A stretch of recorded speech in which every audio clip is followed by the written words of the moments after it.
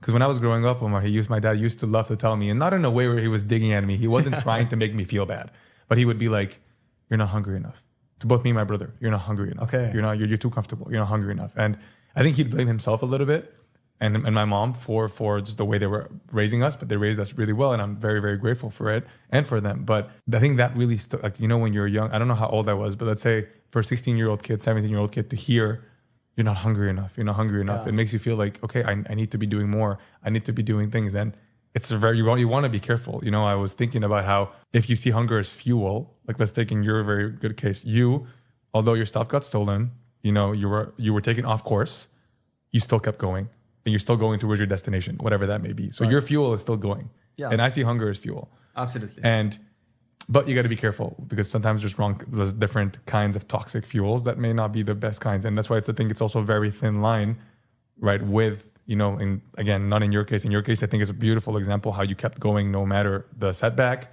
And even look now, the fact that you're halfway through this book, it's incredible. I'm really excited to read it. But I'm excited for you to see it. The whole point I'm trying to say is that you have to be careful with that kind of fuel, I think.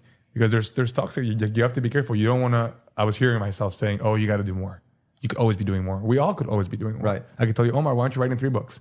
Right. We could. So I think my question for you now here is, because you're doing such a, you have your company, now you're writing a book. I don't know how many other things you may be doing as well, but you're trying to keep a healthy lifestyle, I presume. Yeah. Trying to also have a social life. That's one law, actually, yeah. Oh, it is? Yeah. What did you call that law? I haven't got into writing it, but it's about like something about physical health or physical something. But yeah, it's definitely a law there. To keep progressing. And I think, correct me if it's not even correcting me if I'm wrong. I know this is true, that health and fitness is one of the very few things that you can see very quick signs of progress and Absolutely. very quickly. And it has a direct impact on your brains. It's crazy. 100% in terms of productivity and whether you want to function or not.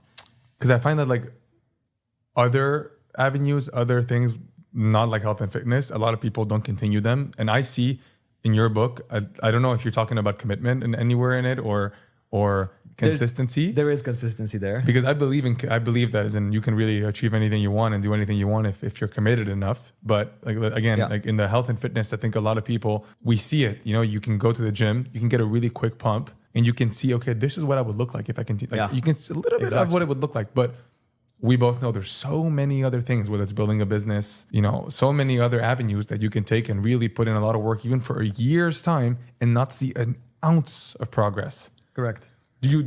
Are you taking that approach a little bit in the book as well when you speak about those small wins or those dopamine hits? I don't know what you call them. Yeah, and this is exactly what progress is, right? Because if you let's say that's why the main rule of the whole book is not to chase success, because about how you can sustain your dopamine. And I talked about dopamine a little bit, and I think there was an experiment that. If I'm not mistaken, Huberman was talking about it. Okay. And it was about, so they brought a bunch of kids. I'm not sure if it was Stanford or Oxford. I'm not sure which university, but whatever. There's a research done. I'll find you the source. They brought a bunch of kids who loved to paint, put them all together. And these kids, innately, they loved to paint. Okay. After a while, what they did is they introduced a reward after every kid finished the painting. So the idea of success, basically. They introduced whether it's a candy or whatever, right?